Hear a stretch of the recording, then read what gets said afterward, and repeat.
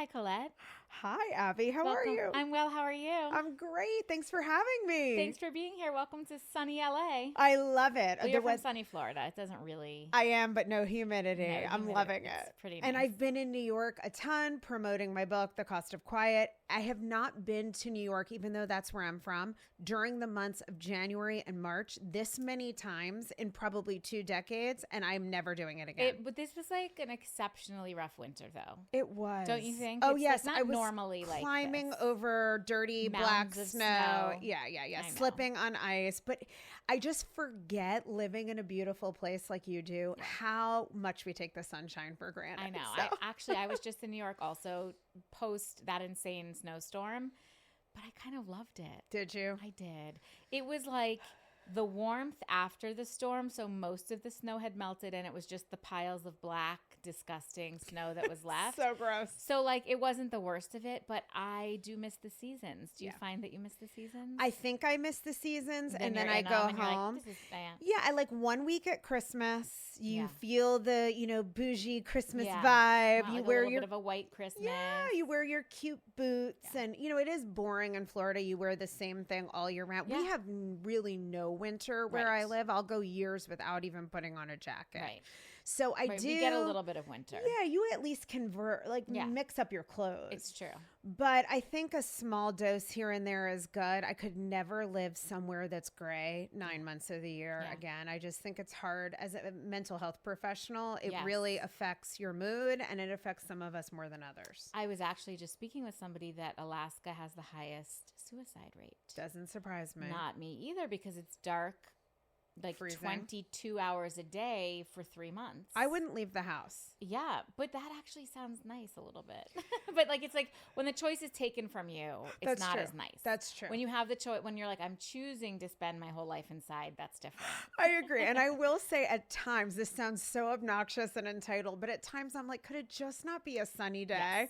Because Well, every day is sunny. And I think, I mean, really speaking with mental health, I find that challenging in LA because there's like a push, a need, a societal pressure to feel like you have to be productive or get outside, I agree. right? Because it's nice out. And you have no excuse here. You have no excuse. And like sometimes I just want to clean my closet inside and not see anybody. Oh, I agree. In fact, For my what you mental just health. described is my favorite thing. Yeah. A day when you can yoga pants, PJs, Yes. stick your hair in a scrunchie, Yes. and just clean out your closet. That actually is totally restorative for me. Me too. And I Cleaning think makes me feel better. it's as restorative as a hike. I agree. But it's like nobody externally sees it that way. So it's just interesting. I agree. And I think there's something to that. It's a nesting vibe. Yes. When you just can kind of hunker down and be home and not have to think, not have to perform, not have to move, and you're able to just cozy up. Yeah. I think that is equally valid for And mental clear health. out, like cleaning that closet. Which I love. Me too. Just like getting rid of things feels very Me healing. too. I'm even like excited thinking about it. know. I love when my closet looks all color coded Yes. and my earrings are laid out. And you don't have like junk or remnants or like things of history past. Yep, it's purging. Best Yeah, feeling. it is. It Well, is. you mentioned the title of your book. How did you come up with the title of your book? Because I feel like it's a culmination of a lot of different aspects of your life. It is. It is. So it's so interesting. I've always wanted to be an author since I was a little girl. I was an avid reader. I taught myself to read before the age of 3. Amazing. People in my family used to think I was making it up and had memorized the words, but I'm just someone who was born to read, and I love books. Mm-hmm. And because of that, I always wanted to be an author. I used to write books on loose leaf and tie them up with ribbon. I even had a pen name, Sarah Lashes. So Your pen was named Sarah no, Lashes? my pen name, Oh, your like pen name. my author name. That makes Yes, a lot more sense yes. than naming your pen. Ay, ay, ay. But Sarah Lashes, I don't even know where that came from. amazing. But this was the whole plan. And then, like so often happens, I was checking to see if you made your pen name on I your actual didn't. book. Okay, I good, didn't because good. it's connected to Yeah. my therapy practice. But I'll tell you, if I ever write fiction, which is still in the cards potentially, I might just go Sarah Lashes, Love especially it. if I write a crazy rogue story about a therapist gone bad. I'll know it's you now. Exactly. You and all of your audience will Yep. know. But anyway, I wanted to do this my whole life. I even went to graduate school for creative writing to get an MFA. And then I got divorced when I had a 2-year-old and 4-year-old, my daughters, unexpectedly. And I can get more into that, but it just wasn't viable anymore to pursue this creative writing path. I never thought I'd write a nonfiction book, and I ended up abandoning the dream. I became a therapist in large part because of a very bad experience in marriage counseling before I got divorced, and I needed a career that was meaningful and that also would pay the bills in a steady, reliable way. And I kind of abandoned this dream. And then in 2023, I mean, occasionally it would pop back up for me. Mm-hmm. But in 2023, I found a journal from 2018 when I was doing one of my clean out the closets, an old journal, and it said, "This is the year I'll write my book." And since those creative writing days, as I was a couples therapist, and I would hear so many women saying and experiencing the same things I felt in my first marriage before divorce, I started to want to write nonfiction. And it would pop up and sort of tug at me, and then life would get in the way, which is what happens to so many of us. But when I found that journal in 2023, it was like New Year's Day, my cleaning, I was burrowing and nesting in the house. And I thought, oh my God, it's 5 years later. I haven't written a single freaking word. If I don't do it now, I'm going to be 80 on my deathbed. Well, I hope not at 80, but You'd be very young at 80. Right? That's way too young. Yeah. But the end of the line, I'm going to find the journal and I'll never have written the book. So I literally sat down and started writing, and I gave myself permission to just be messy, Julia Cameron, artist way, morning pages, just stream of consciousness. I started taking acting classes, improv classes, just making space for my creativity. And during this time, I'd get up at 5 a.m. and write before I went to work to see clients. On the weekends, I would just walk around in the sunshine and think and ideate and write. And the cost of quiet came to me in one of these little creative walking thinking sessions.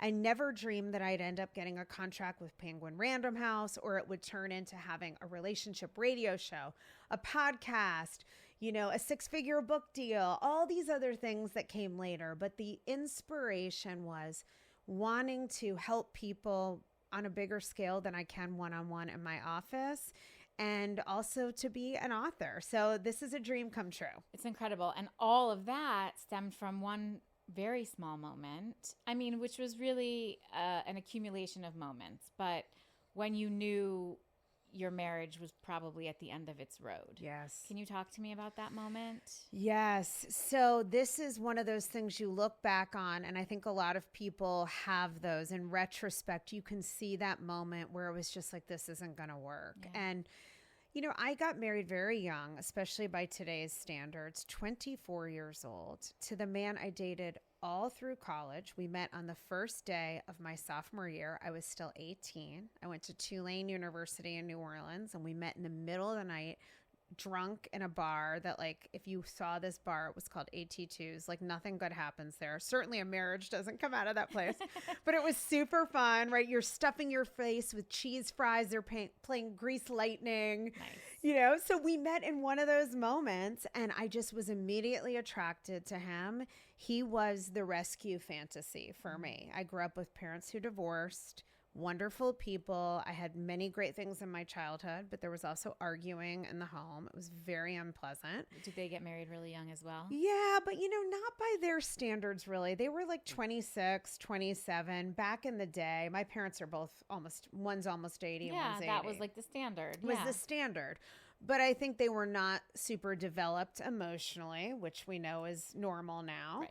And, my mom's a lawyer. My dad's a doctor. They're two type A, strong, smart people. And whatever the other issues were, the way their arguing style was very combative. Not when I was young. I had an idyllic childhood.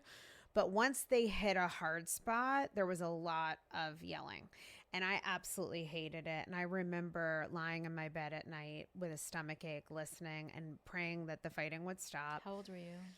At this point, about 10 years old. Okay. Super impressionable. Yes. During that very vulnerable, but also very aware age. Yeah. And I remember literally thinking to myself, when I grow up, I'm going to have a perfect marriage. no fighting. It's going to be like the romantic fantasy. And so when I met my ex-husband, he seemed like the perfect person to fulfill this. He was from a very polite Southern family, which I mistakenly at that age, I thought that was so much better, and they're wonderful people too, but they were sweeping everything under the rug. Goes to the book. Exactly. Yep. And so I thought that was the answer, right? The pendulum swings. I don't want any fighting. And also we're conditioned as women, I call it in the book, good girl-itis, to be relentlessly polite, to be giving, to be self-sacrificing, that this is noble, that we put our needs last and take care of everyone else. We know women are still doing more than 70% of household duties, carrying the mental load, right? You have kids still at home. I mean, you know how hard it is. We're trying to train men now in society that, hey, women are working too. This is shared responsibility, but we have a long way to go. There's still that thread that tells women that when we're really a good wife and mother, we lose ourselves, and that's what we're supposed to do. So I pushed all my needs down in an effort to keep the peace. I thought that would make me a good wife. And until I'm getting up to that moment, until I had my first daughter, when this moment that I knew the relationship was over happened, I kept feeling as I got older this nagging sense that something wasn't right. Here we had this idyllic life. My ex-husband did very well at a young age, so much so that I was able to choose to stay home with the kids. We lived in this beautiful big house. You know, we had almost the cliche of like the literal white picket fence. You know, we had a yellow lab and a black lab. We had a black and a white SUV. I mean, it was sort of ludicrous almost how cliched it was. And everyone thought we were the perfect couple. Great friends, we travel. It all looks wonderful on the highlight reel, even though there was no Instagram back then. Right? It would have looked good if it existed. Sounds good on Saturday night when you hung out with your friends. Exactly. Yeah. And our friends would have thought, I think they all did think and have told me since, that we had a great marriage. But something was missing and I couldn't put my finger on it.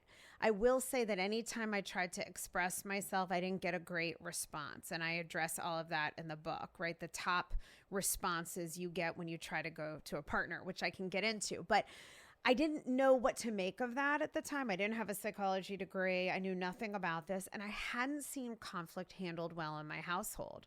So I thought, okay, maybe it's me. Maybe I should just stop trying to bring this stuff up. Maybe I'm making a mountain out of a molehill. So much of what I hear my clients say, it's no big deal. But then I had my daughter and I nearly died in labor and delivery, and she stopped breathing, and it was a very traumatic, physically traumatic incident. Thank you. Yeah. Thank you. And I was 27. I had just turned 27. All my friends, having grown up in New York, were still out partying at bars, running around dating. Nobody was even married. I'd made this new friend of mom's that were new group of mom friends I didn't really connect with. We were just all having babies at the same time. I'm living far away from my family. And so for the first time, I really need my husband. In a way, before that, I was just pushing all my needs aside and pretending I didn't have them. Well, I could no longer do that. And on top of all of this, I went through postpartum anxiety. So I had PPD, the anxious variant, which I now know as a mental health counselor. I did not know what that was then. And this is before people were talking about mental health. And you were expected, when I had my daughter in 2001, to pop out a baby, look fit in about a heartbeat, and have a big smile on your face because this is the happiest moment of your damn life. And I felt so out of sorts, not myself, terrified. I was totally sleep deprived. You know, I'd gone through this thing where we both nearly died. We didn't even know what had happened. We still don't know how I was either over-medicated or had an allergic reaction. Something really went wrong. And my husband at the time was just not emotionally available at all.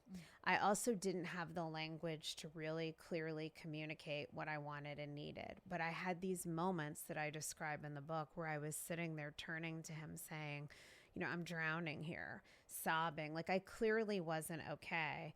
And I don't want to give him a hard time because he's evolved a lot since then too. We were very young and he was replicating what he saw in his family. He's very happily remarried. And we've talked about this since we've both grown a lot. So this is not to throw him under the bus, but he would look at me and be like, what's your problem? Like, you have every resource. You can nap during the day. The baby's fine. You're fine. It's over. Like, we're good. And then he'd kind of be like, I'm off to play golf. And I was like, I didn't know how to say to him, like, I don't even feel like me anymore. I'm not okay. I need comfort. I need reassurance. I didn't have language for those pieces of attachment science that are so part of being human. And I'm not sure if I would have gotten through or not. But the message I got at the time was, don't bring these things up. They're not received well. It's all his fault I can't communicate. And I just started to quit the relationship, hence the title of my book, right? And avoid anything that I might say. What I would tell myself is it won't go anywhere. Don't bother. And resentment built up.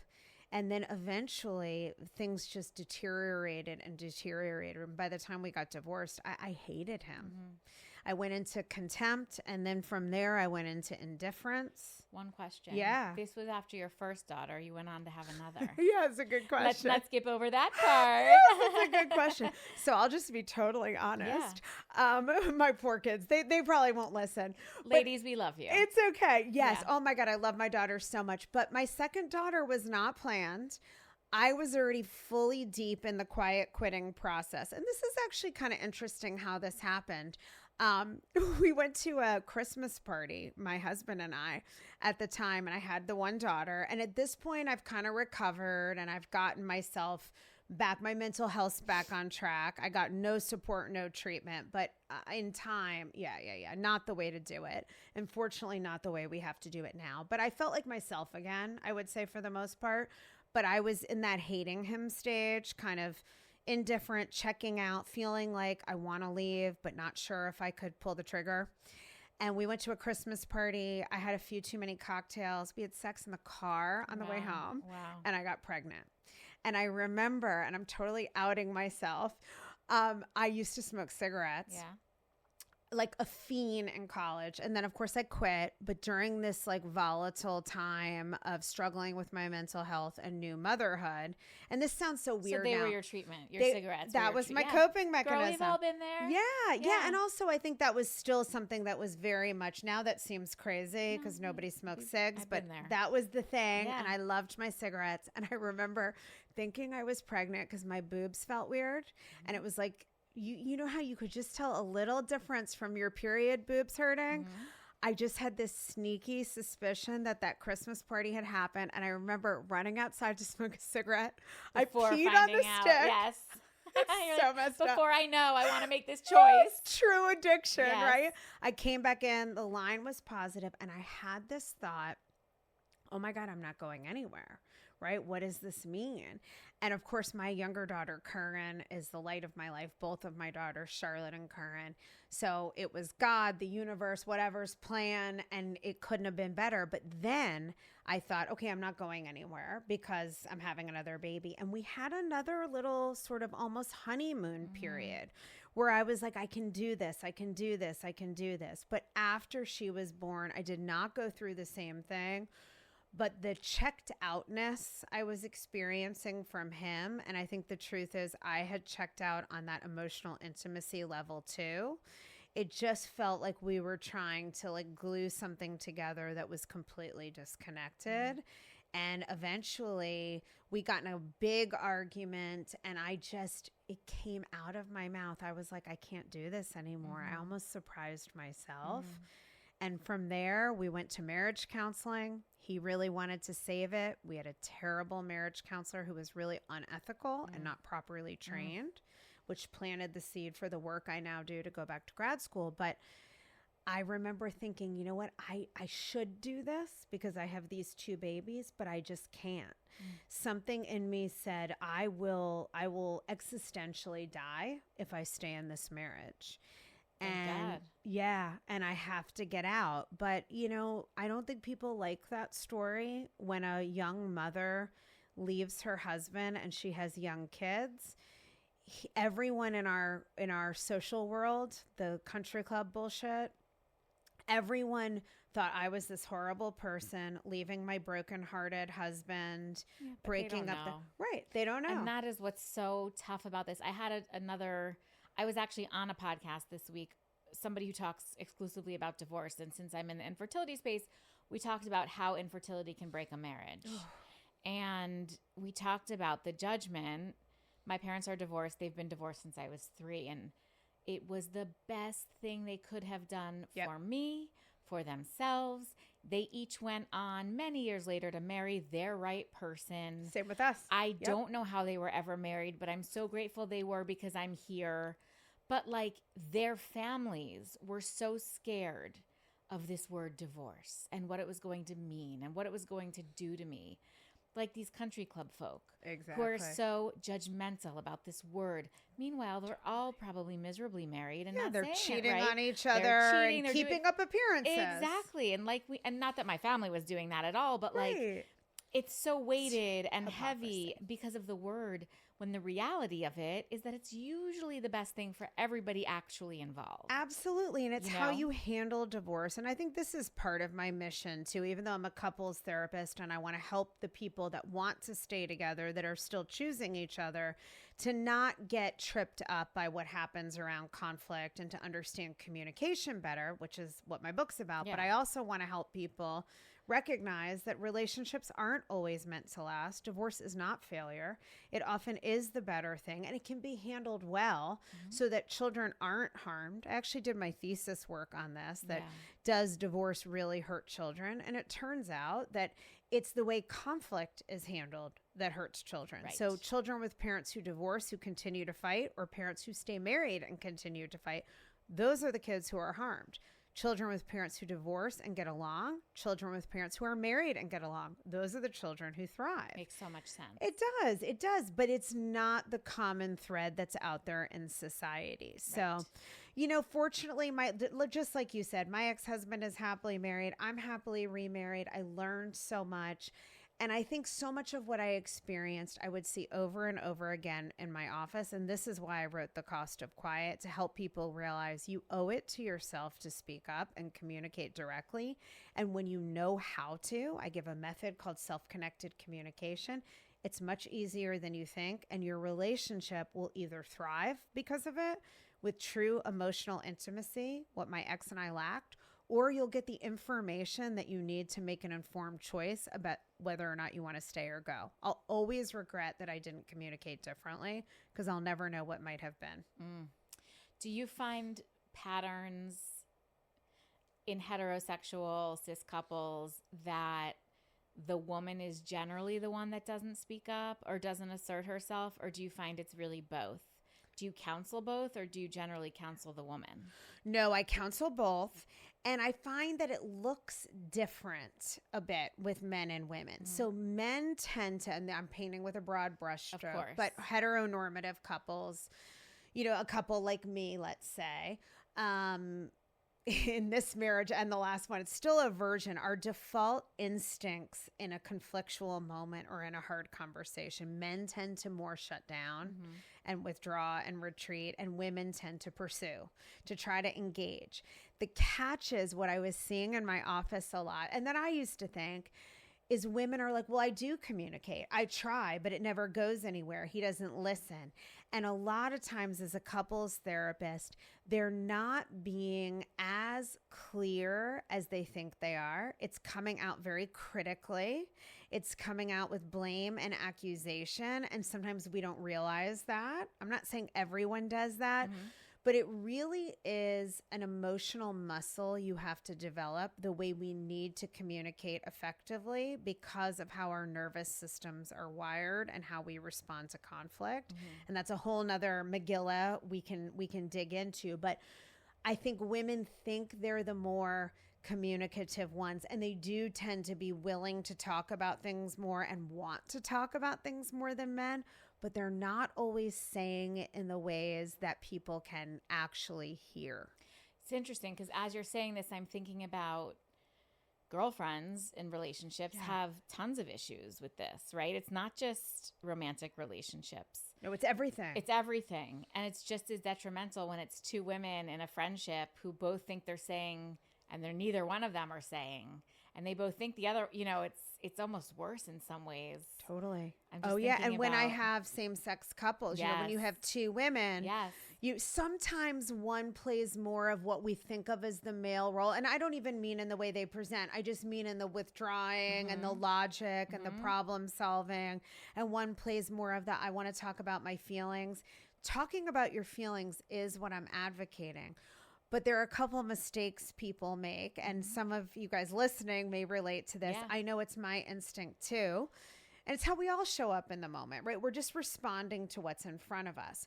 But we will project what I call the negative story, the negative partner story. Yep. So we'll say, well, I feel like you don't listen or care. I feel like I'm not a priority to you. That's not sharing your feelings. That's projecting the mental narrative that you interpret based on your feelings, how hangry you are, your personality, your family history.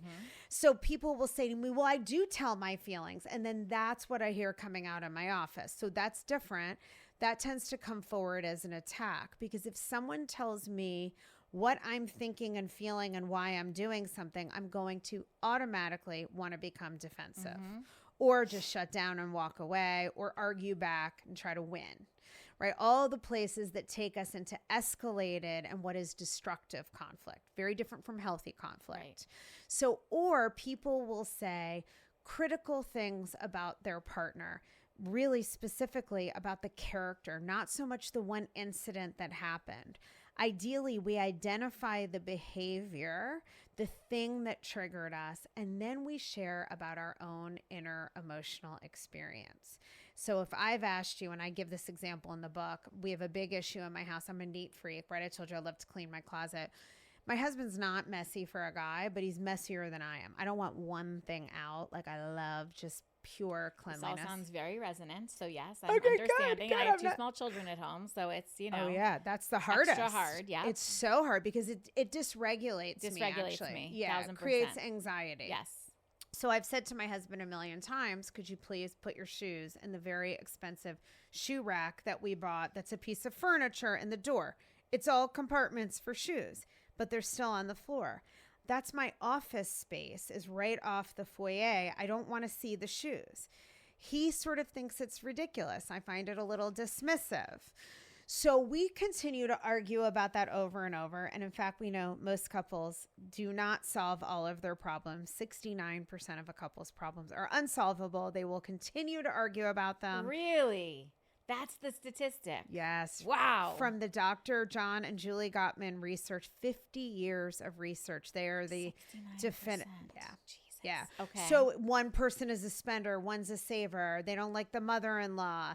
You know, I want to parent the kids this way. No, I want to parent the kids that way. We're going to perpetually argue over the issues. The good news is, well, first of all, 31% of problems are solvable. Hey. Oh, there you go. And second of all, when we talk about these issues in this way I'm describing, where we get to the emotions, the fears, the insecurities, and we express them vulnerably and assertively, then we can connect around it. We can know each other more deeply.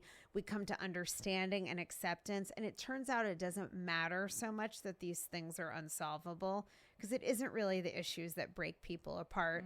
It's that they create destructive conflict or they just completely avoid. And I even argue that destructive conflict is a way of avoiding, because you're not expressing your true emotions. So, you know, to go back to the shoes. Yeah. So if I say to my husband, God, why do you always do this? I've asked you. It is so, and I've done this.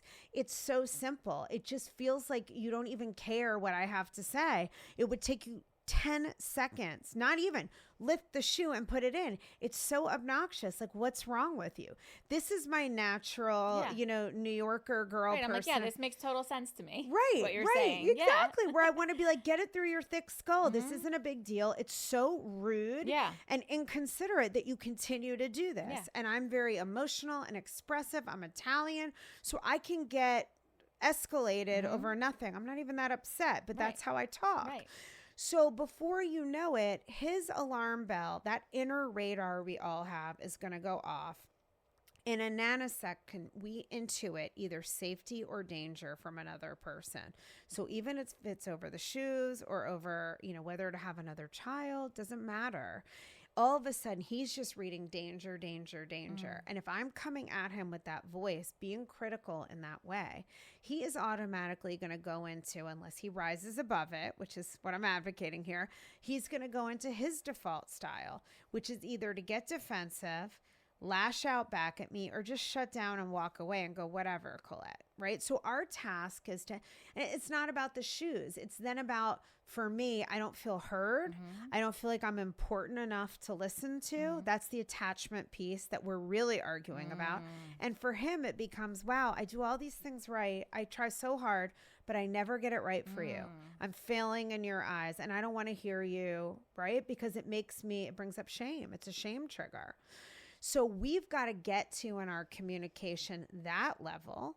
We've got to pause long enough to regulate our nervous system so I don't come at him like a crazy, emotional New York Italian girl, that I come to him from my adult self and say, hey, when you continue to leave the shoes there, something happens for me inside, and I want to talk to you about it. And I own that he's the trigger, the behavior's the trigger, but the way I experience those shoes, that's mine. That's not really about him. It's really about me, how I grew up, my own personality, my own needs. And if I can own that and say it that way, then I give him a really good chance to hear me. And I make this a very simple process in my book, because when we communicate this way, everything changes. I'm thinking in that particular scenario, I go to, why doesn't it even bother him? Why doesn't he take pride in putting the shoes away? Does he not care about how our home looks? Who did I marry? Why do I do that? Okay, so I have that too. Yeah. Like, that's very normal. Okay. So this is beautiful, because this is the brain meaning making. The problem is we can get stuck there. Yeah. And then instead of really going, okay, what is it about me? Turning the lens around and saying, why does this bother me? Why does it? Because I have the same narrative. Yeah. Okay. That's totally part of that. Right. Don't you care? Why do you want our house? Why is it only me that wants the shoes What's put wrong? away? What's the matter with you? Right. Totally. Are we the same person? We really are. So, it's really like, then we can get curious and go, okay, why do I care so much? Why does this bother me? And I think the whole part of like, why did I choose this partner? What does it say about you as my partner? That's where we can really get curious. We call it view of self in therapy. What does that mean to you if you picked someone who doesn't take pride in that? Like, what is that about for you? I don't know right now. I'm going to have to dig deep on that one. Yeah. I mean, does it go to like, my standards are somewhere, his are somewhere else? What does that mean? Right. Why? Right. And I think that's also, and there probably are a couple of pieces to it that we could tease out if we were in therapy. Yes. I won't put you on the spot, but even a piece of like, we so want our partner. This is the challenge of relationships. We marry someone who has enough oppositeness that we complete a system, because a relationship is a system and it seeks balance. So no surprise, every partner I have ever had is like quiet, because I talk relentlessly, right? They're quiet. They tend to be mathematically inclined, very logical. My husband now is a CFO. He's a CPA. He's Mr. Spreadsheet. He says like 2 words. That works in many ways. And yet then there are also things about those differences that drive me crazy. Yeah. So this is the age-old thing. We want something different, and then the differences can frustrate us. But the beautiful thing about it, psychologically and developmentally, is this is how we grow, is that what bothers us about our partner shines a spotlight on where we still need to grow and evolve. So you and I, it's like, okay, maybe we don't like the shoes. And why does that matter so much? And knowing that we can't change somebody else, that a partner, the reality is my husband doesn't care. He's not a slob. To him, the shoes on the floor, they don't dysregulate him. Papers on the counter doesn't create anxiety for him. Right. For Yeah. me, it's like a 5 alarm. Right, yeah. right. Yeah. So I have to also dig deep and go, okay, why is this so important to me? What really matters here? And I can't have everything my way. And what things can I accept? What we don't want to do is not communicate about it, because that's really where resentment comes in. And as I explain in the book, resentment is the poison that sends us into disconnection and distance. And it really is the thing that destroys relationships. And resentment is misdirected anger. You're really upset with yourself, because when you feel resentment toward another person, it tells you your own nervous system is screaming at you. You have allowed things that you're not okay with. You have not self-advocated. And what I am saying as a therapist, the mission of this book and my work is that every human being, whether you want to withdraw or go New York Italian on someone, every one of us should be self-advocating in all of our relationships in a way that is clear, more vulnerable, more sharing our emotions, not our interpretations, and really also kind and tactful. That combination of saying to my husband calmly, you know, when you leave the shoes, something really happens for me. It's not about you. I'm not blaming you. I just want to tell you more about why this bothers me. And we hope that other person will be responsive if they care about us, that they'll make an effort to hear, hey, maybe it's worth it to just make an effort to put the shoes away because it really matters to Colette. But regardless, if I've said it and I've said it clearly and calmly from my adult self, I'm not going to be resentful. I might be frustrated if it doesn't happen, but the resentment won't be there because I've said it. Do you feel like your daughters have taken this and run with it, or do you feel like it's still just as hard? They don't listen to me. Of course. My mom's a therapist, and she'd probably say the same. Yeah. I dedicated the book to Charlotte and Curran, and may you never let your voices be silenced. You know, I know they're young, they're living their life. They are so proud of me, but they'll read my book eventually. Look, so many things are experiential. You have to live it to understand it. Yes. You know, in this case, that might just be what it is. But I have to say, my younger daughter is in a new relationship, and I was so proud of her. I can't say she got it from me or my book because she hasn't read the book yet, but it's on her shelf. But she is dating this guy, and they got into conflict. He wanted her to like delete photos of exes, and she said, no, like that's part of my life and my experiences. There's no threat here. You know, I have good boundaries, but I don't want to delete those photos, and I'm not going to do it. So I was proud of that, first of all, because I think that's healthy. But then she advocated for herself, and he was like, well, then forget it. I'm leaving, and I can't do this. So later when they talked about it, she's telling me all of this. She said, you know, I'm not so much upset about the pictures. I'm upset that when we got into conflict, you were quick to threaten the relationship and just to walk away. She said, and it's the pattern around conflict that bothers me. And I was like, oh, yeah. Amazing. I love it. Yes. Right. And she's 22. So I said, Curran, oh my God, this is exactly what I'm talking about in my book. Yeah. So it's not, we're going to step on each other's toes. We're going to piss each other off. We're going to have differences. We're going to have perpetual issues. We have to be able to address it in a way that creates safety and the opportunity for deeper connection. And repair. I think repair. My kids, I mean, yeah, we fight in front of our kids. It's not ideal. It happens. Our kids are always like, stop squabbling, because that's what they say in Bluey. And we explain to them, it's a little squabble. It's nothing significant.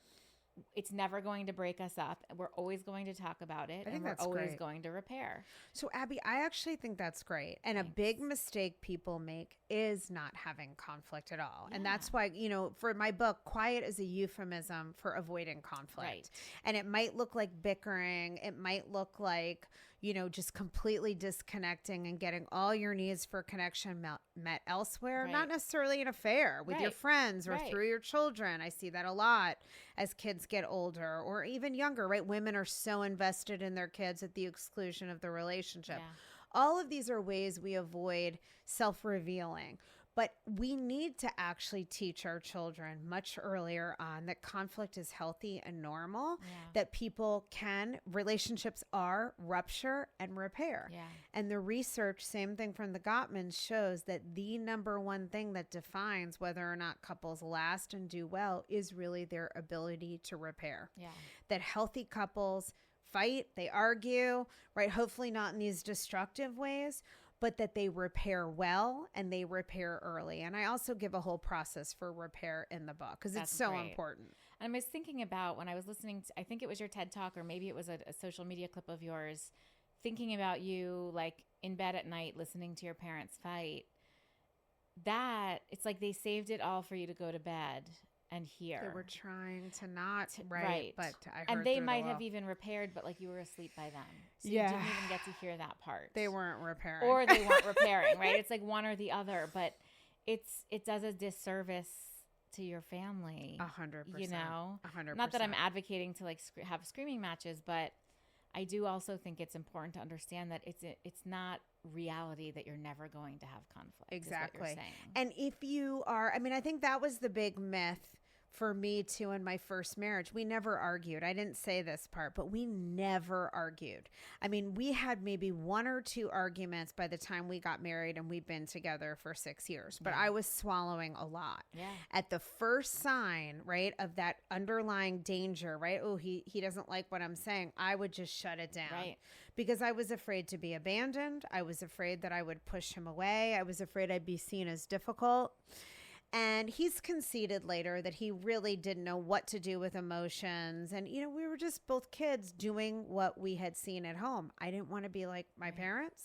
He thought, well, a wife is supposed to smile and be happy and make everything great for the family.